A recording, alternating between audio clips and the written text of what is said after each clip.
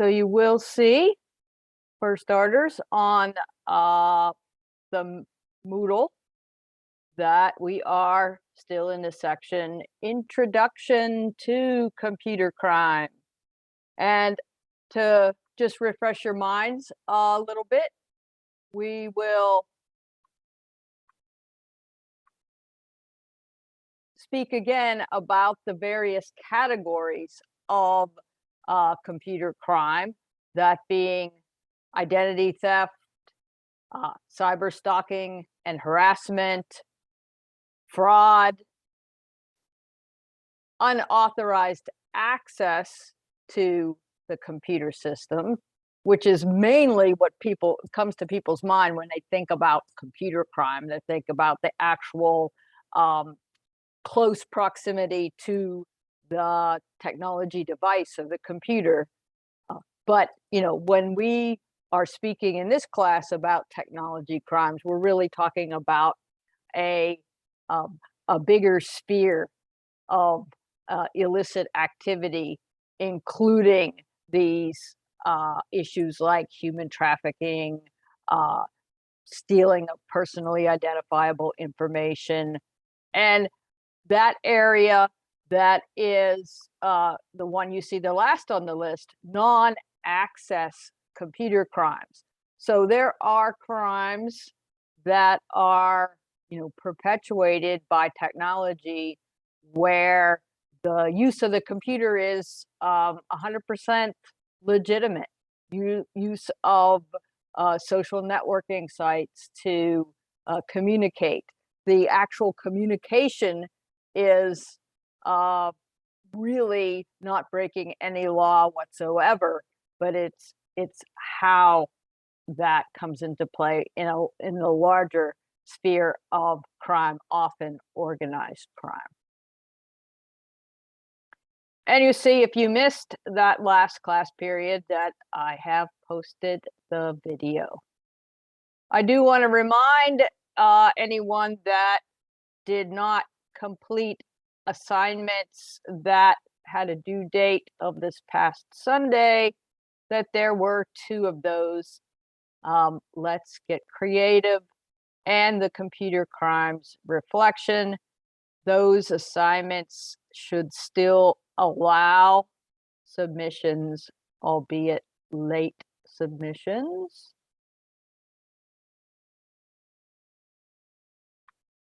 And here we go into our topic for today, which are some more narrative examples of some of the ways that users can take advantage, mostly malevolent advantage, of technology devices. So we're going to watch together a little video of a TED Talk, and I'm sure you've heard of TED Talks.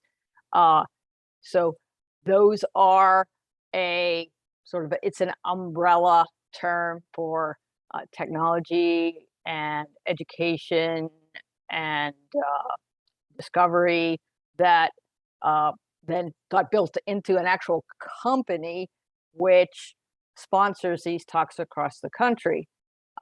But in addition to the official TED Talks, there's often regional TEDs across the country as well, where various speakers are invited in to give their specialist knowledge or perspectives on various topics. So just to make sure that I am sharing things in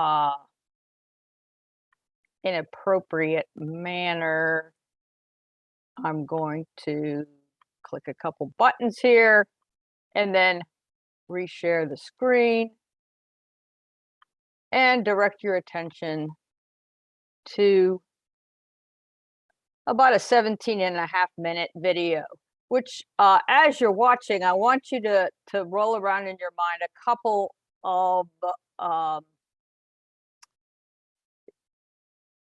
a couple of subjects or points.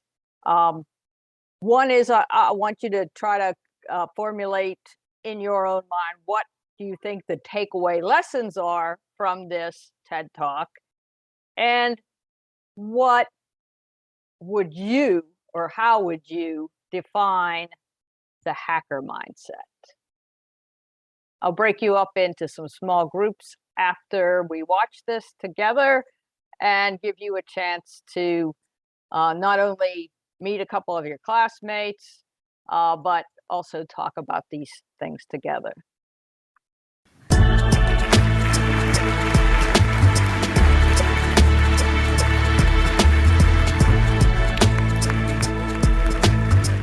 So this is a hotel room, kind of like the one I'm staying in. I get bored sometimes. A room like this has not a lot to offer for entertainment, but for a hacker, it gets a little interesting because that television is not like the television in your home. It's a node on a network, right? That means I can mess with it. If I plug a little device like this into my computer, it's an infrared transceiver. I can send the codes that the TV remote might send and some other codes. So what? Well, I can watch movies for free. That doesn't matter to me so much, but I can play video games too. Hey, but what's this?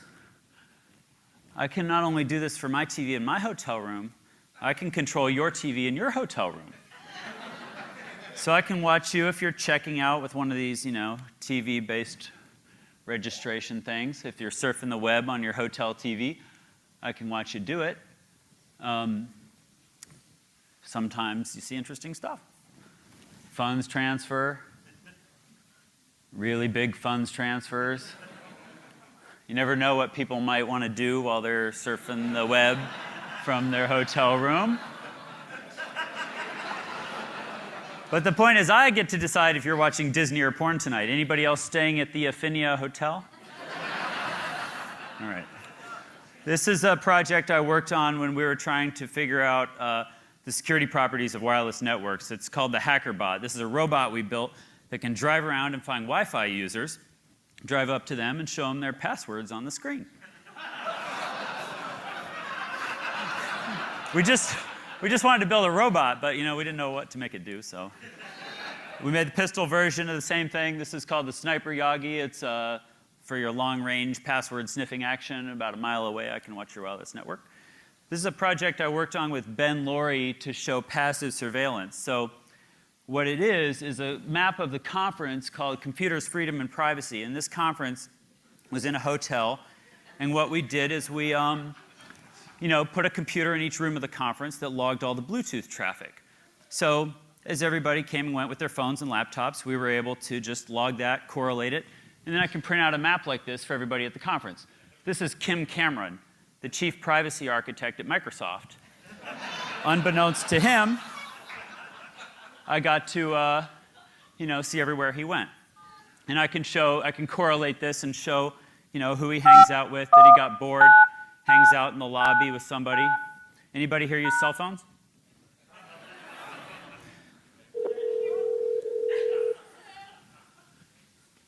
So my phone is calling.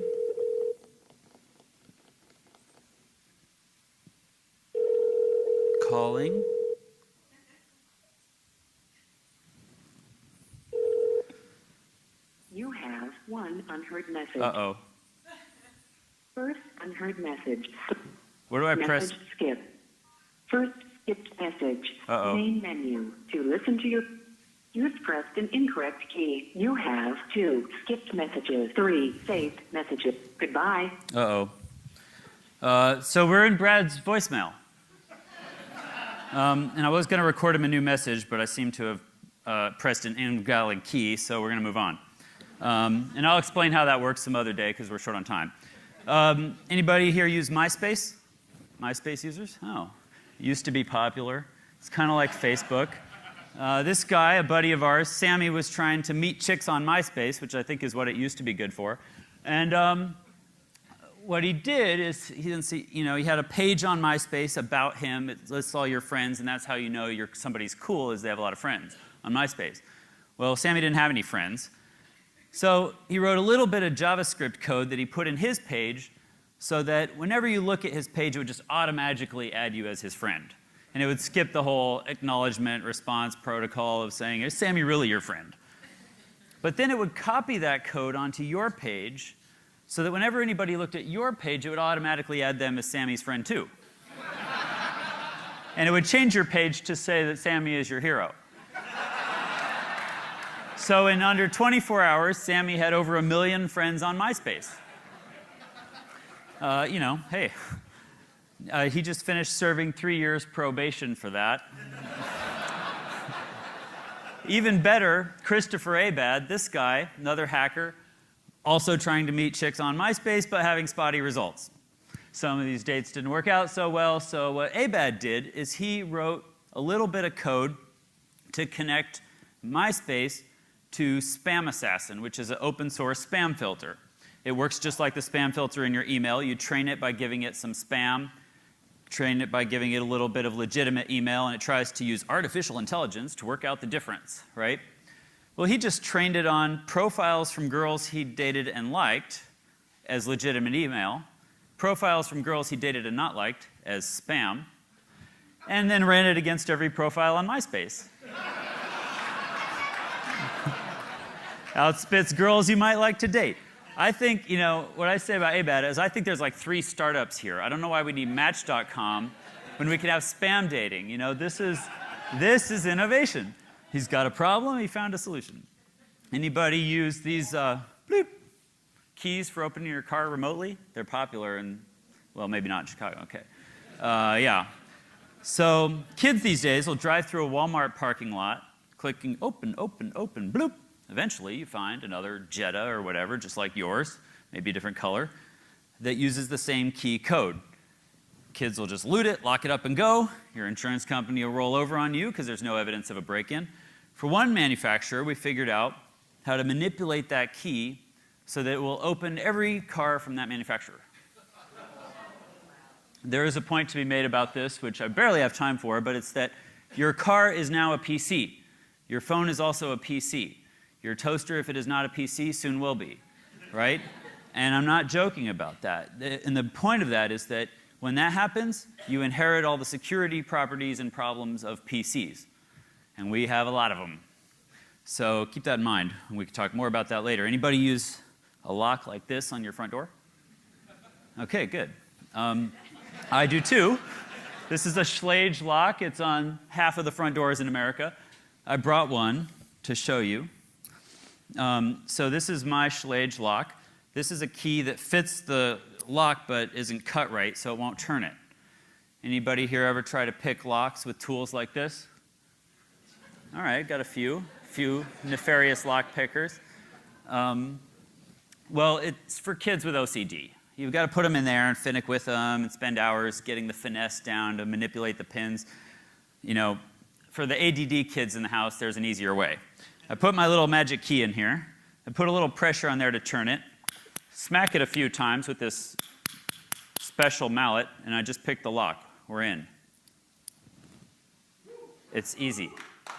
And in fact, I don't really know much more about this than you do. It's really, really easy. I have a keychain I made of the same kind of key for every other lock in America.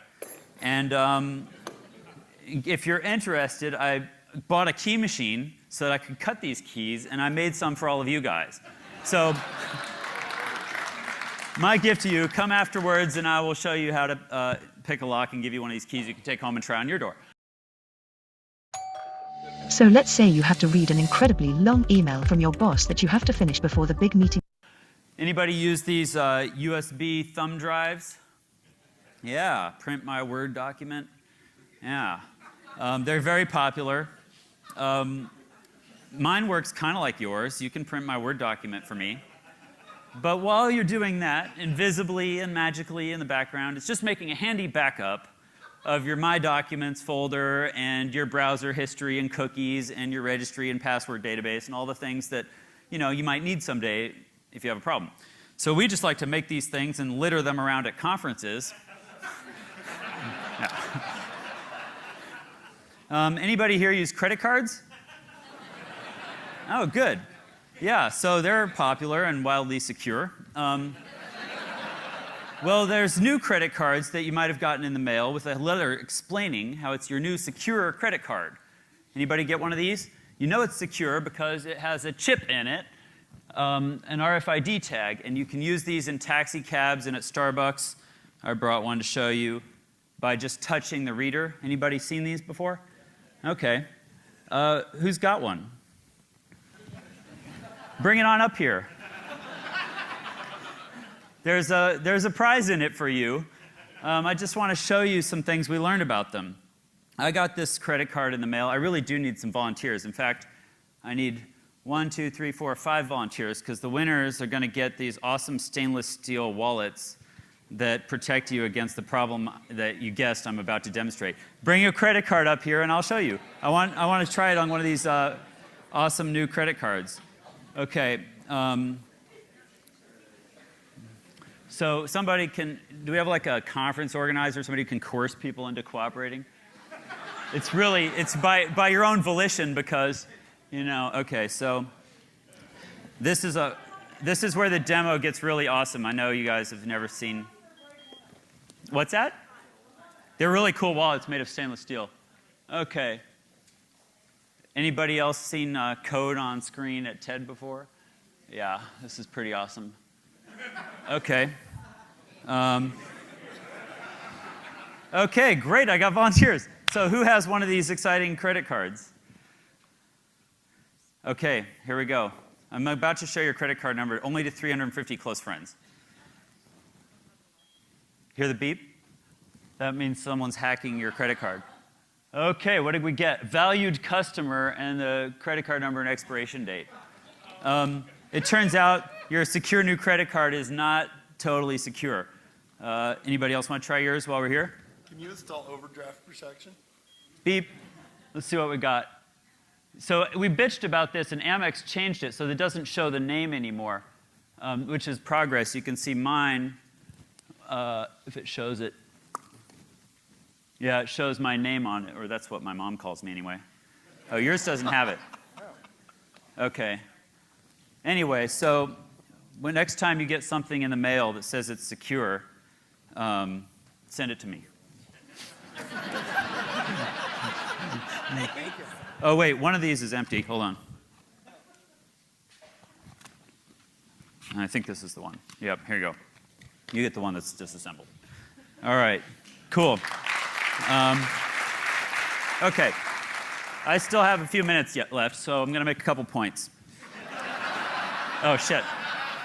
That's my subliminal messaging campaign. It was supposed to be much faster. Okay, here's the most exciting slide ever shown at TED. This is the protocol diagram for SSL, which is the encryption system in your web browser that protects your credit card when you're sending it to Amazon and whatnot. Very exciting, I know. But the point is, hackers will attack every point in this protocol, right? I'm going to send 2 responses when the server is expecting 1. I'm going to send a 0 and it's expecting a 1. I'm going to send twice as much data as it's expecting. I'm going to take twice as long answering as it's expecting. I'm going to just try a bunch of stuff, see where it breaks, see what falls in my lap. When I find a hole like that, then I can start looking for an exploit, right? This is a little more what SSL looks like to hackers. That's really boring. This guy kills 1 million Africans a year. It's an Anopheles stephensi mosquito carrying malaria. Is this the wrong talk? This is a protocol diagram for malaria. So what we're doing in our lab is attacking this protocol at every point we can find, right? It has a very complex life cycle that I won't go into now, but it spends some time in humans, some time in mosquitoes. And what I need are hackers, because hackers have a mind that's optimized for discovery. They have a mind that's optimized for figuring out what's possible. I often illustrate this by saying, if you get some random new gadget and show it to your mom, she might say, well, what does this do? And you'd say, Mom, it's a phone. And instantly, she would know exactly what it's for. But with a hacker, the question is different. The question is, what can I make this do? And I'm going to take all the screws out and take the back off and break it into a lot of little pieces. but then I'm going to figure out what I can build from the rubble. That's discovery. And we need to do that in science and technology to figure out what's possible. And so in the lab, what I'm trying to do is apply that mindset to some of the biggest problems humans have. We work on malaria, thanks to Bill Gates, who asked us to work on it. This is how we used to solve malaria. This is a real ad from like the 40s. We eradicated malaria in the US by spraying DDT everywhere.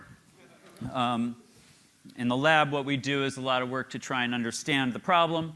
This is high-speed video. We have a badass video camera trying to learn how mosquitoes fly. And you can see that they're more like swimming in air. We actually have no idea how they fly. But we have a cool video camera, so we, you know. Yeah. Costs more than a Ferrari. Anyway, we came up with some ways to take care of mosquitoes. Let's shoot them down with laser beams. This is what happens, you know, when you put one of every kind of scientist in the room and a laser junkie. So people thought it was funny at first, but we figured out, you know, we can build this out of consumer electronics. It's using the CCD from a webcam, the laser from like a Blu-ray burner, the laser galvos from a laser printer. We do the motion detection on a GPU processor like you might find in a video game system. It's all stuff that follows Moore's law. So it's actually not going to be that expensive to do it. The idea is that we would put a perimeter of these laser systems around a building or a village and just shoot all the mosquitoes on their way in to feed on humans. And we might want to do that, you know, for your backyard. We could also do it to protect crops. Our team is right now working on characterizing what they need to do the same thing for the pest that has wiped out about 2/3 of the, I think it's about 2/3 of the orange groves in Florida. So people laughed at first. This is a video of our system working. We are tracking mosquitoes live as they fly around. Those crosshairs are put there by our computer. It just watches them, finds them moving, and then it aims a laser at them to sample their wing beat frequency, figure out from that, is this a mosquito? Is it an Anopheles stephensi? Is it female? And if all that's true, then we shoot it down with a lethal laser. So we have this working in the lab. We're working on taking that project into the field now.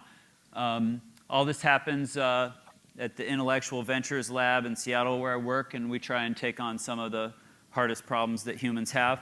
And this is the money shot. You can see we just burned his wing off with a UV laser. He's not coming back.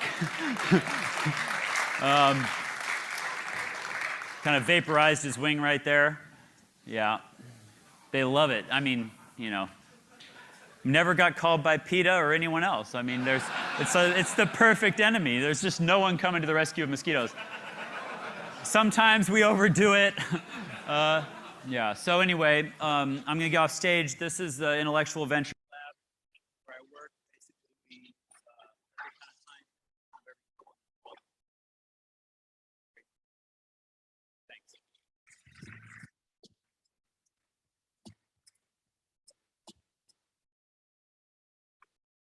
Dr. Gundry, is it okay to eat almonds every day? Nuts like walnuts.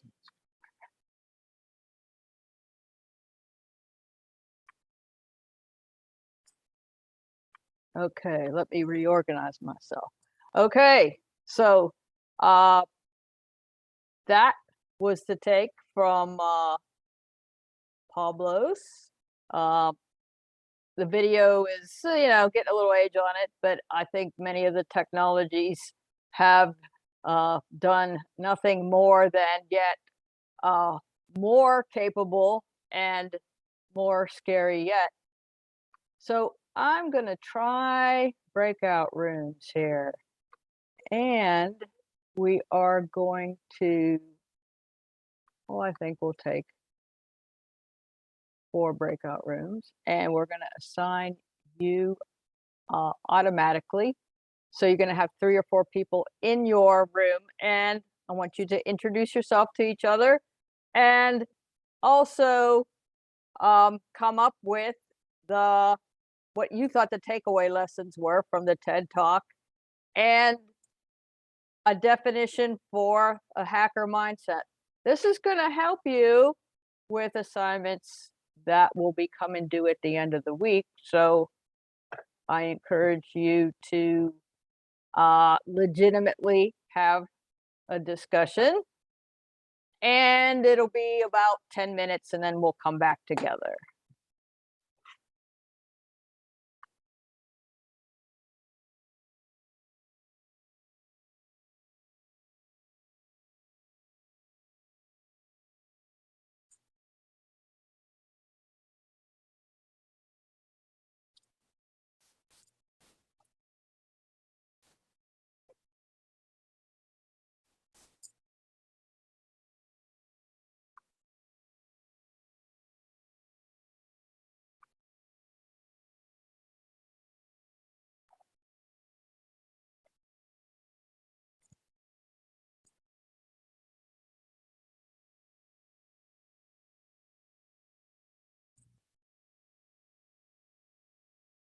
You should see an invitation to join your room. Mr. Morales is assigned to room 2, and Mr. Ziegler, I believe, is in 4. But you should see an invitation and you should accept it.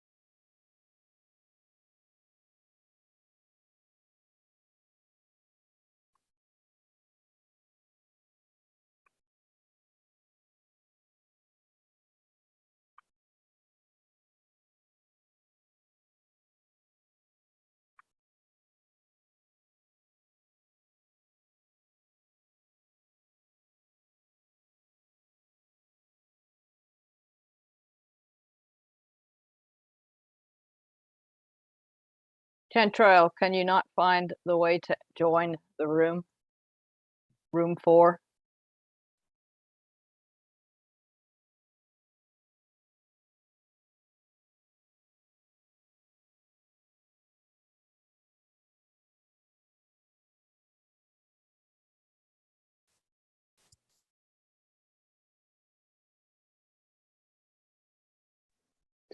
Hey, sorry, I'm at work. I'm just 1 second and I'm gonna accept that.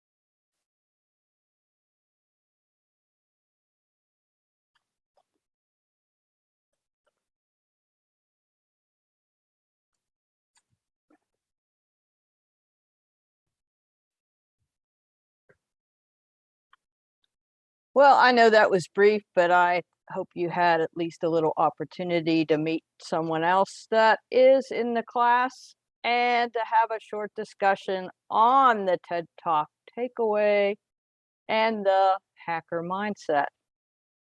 I want to share my screen again and give you a look at a pretty interesting tool from the National Institute for Cybersecurity Careers and Studies. When I leave the share here, I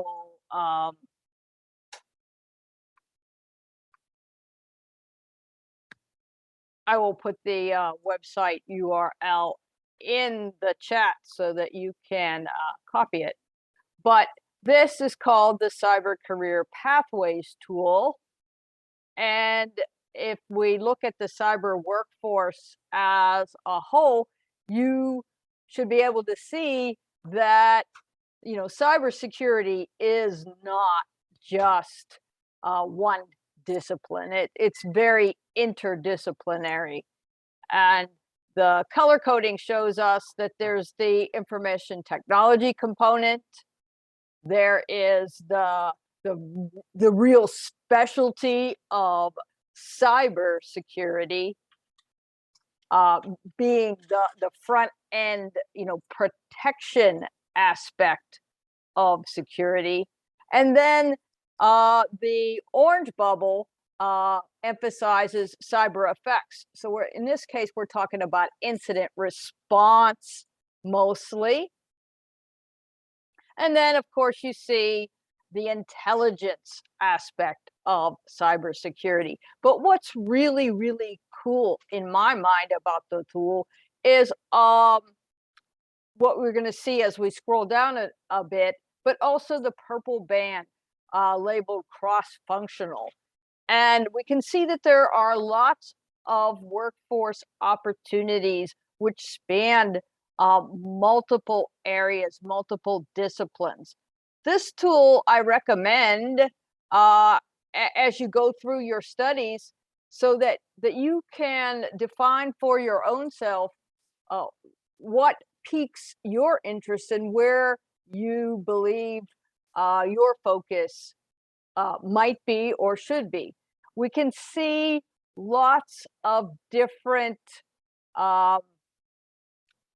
career role definitions. Let's take one, for instance, a system administrator. So when I hover my mouse over the system administrator, we can see that some rays emanate out from that system administrator role. And we can see that it is tightly connected to a network operations specialist, cyber defense infrastructure support specialist, a authoring official or a designating representative. Then over toward the top left, we see a technical support specialist and a system testing and evaluation specialist.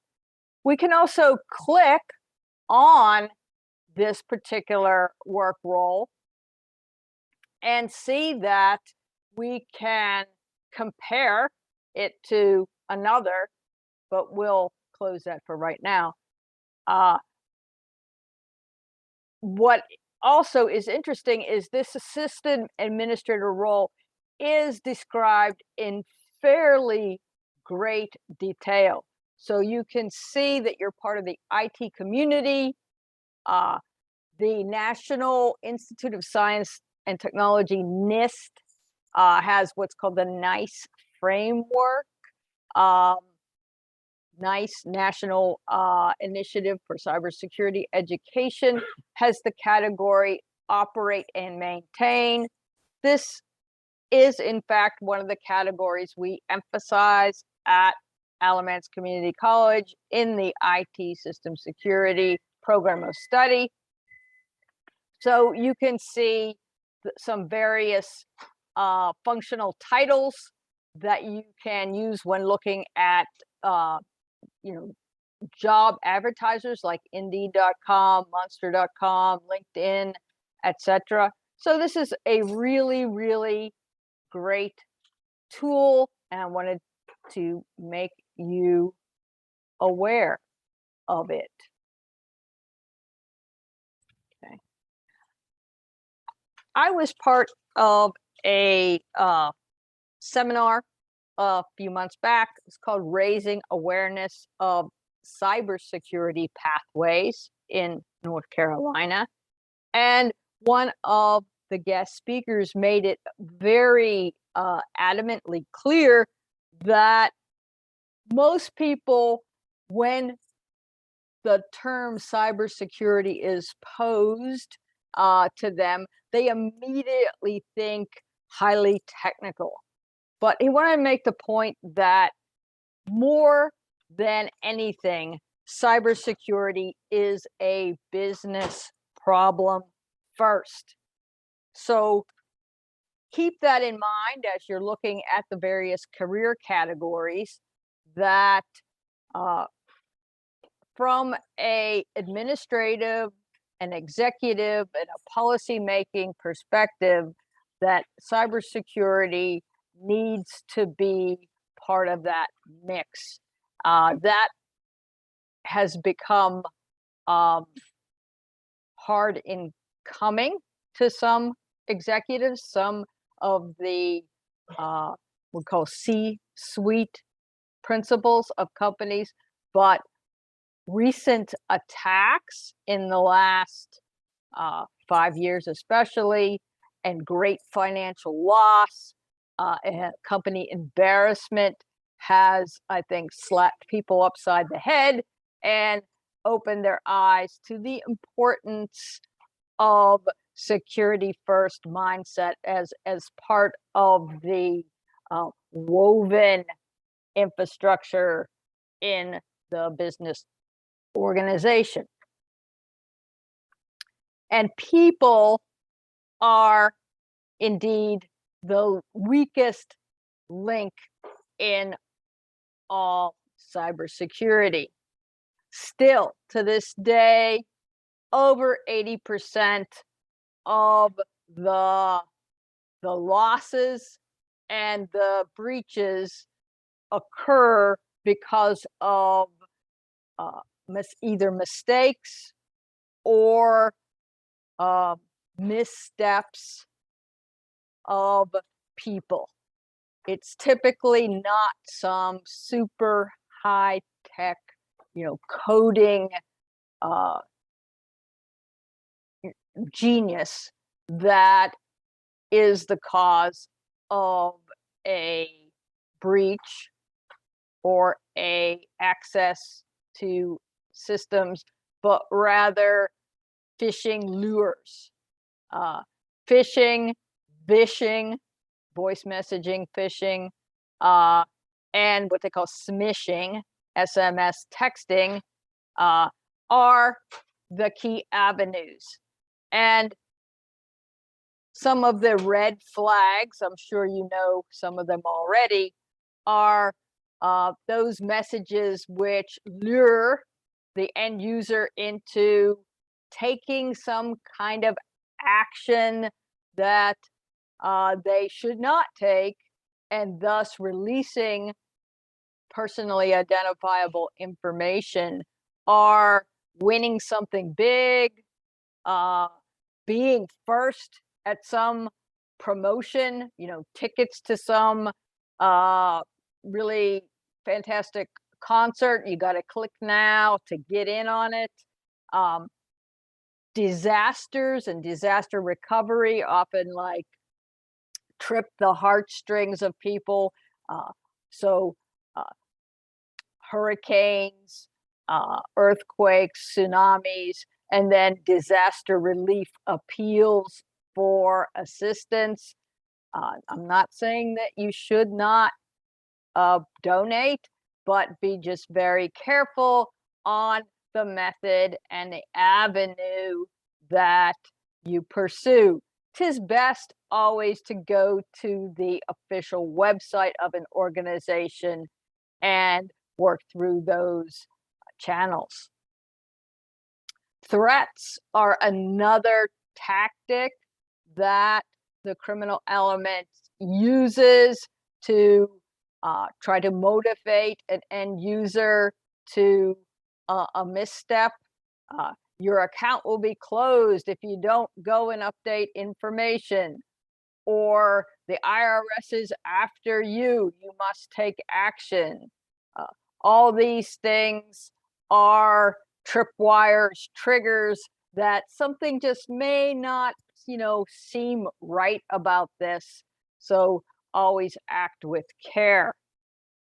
We're in, a age of COVID, and that is another area that is being used by bad actors to take advantage of end users. So health alerts, um, information about, vaccine clinics, etc. When those come in by text message or email or even a voice call, it is always prudent to act with care. Let's look again for a moment on our upcoming assignments and see that there is one that relates to the top hacker, shows us how it's done TED Talk. So hopefully some discussion that you had in a small group will help you in answering those questions. And then you have an assignment on social engineering. And yes, those are some of the things that I just spoke about. You may want to take a look at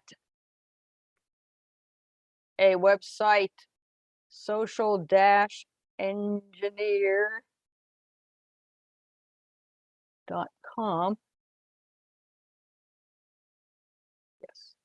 And this is a organization spearheaded by a gentleman named Chris Hadnady, and he again focuses all his attention on really the psychological aspects and weaknesses which allow bad actors to do their deeds. Specifically, I'll just read it. It says, since we specialize in executing the art and science of social engineering, you'll find that this website provides the most current education, consulting, and testing in that area. A lot of it, of what you see on the site, is aimed toward, businesses to set up programs and install special, software tools, etc. But there's also some just really good resources as well for you, the student and the learner. So I bring that to your attention. And also,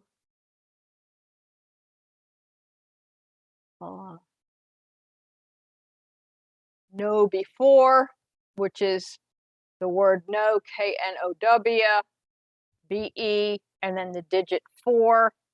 This is a company that specializes in tools and training for security.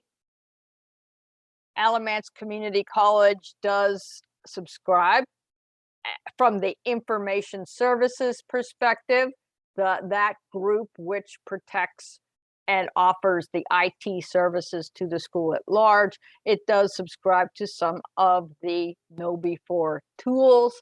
In fact, as a faculty member at Alamance Community College, sometimes I will get a simulated phishing email, which will test my chops at identifying a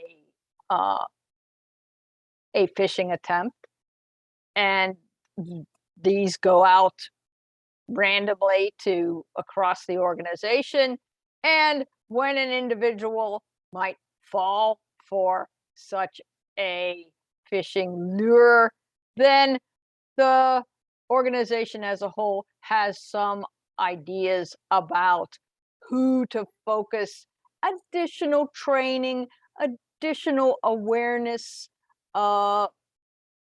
learning opportunities, so that they do not fall for something that could really damage the organization. So those are some sites that you might want to take a look at, and read a little bit about those organizations and the tools and training that they provide. Anyone have any questions? So as I promised, I will put in the chat the links to both the Cyber Career Awareness Pathways tool, the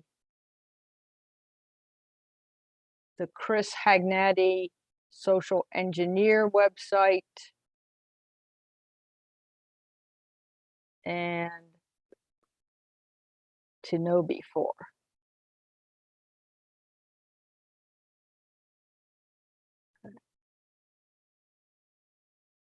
So we'll make sure and give you enough time if you want to cut and paste those either into your own browser window or into Notepad or Microsoft Word document. You can do that. I will let you know that on Monday in our class, we will be talking about what I think is a pretty interesting story, narrative, true story, about a murder that took place a few years back, and how technology tie-ins related to that.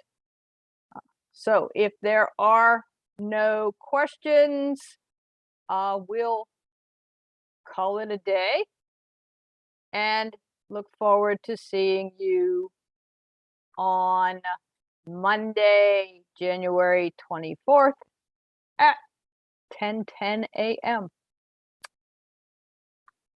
All right. Yes, bye all.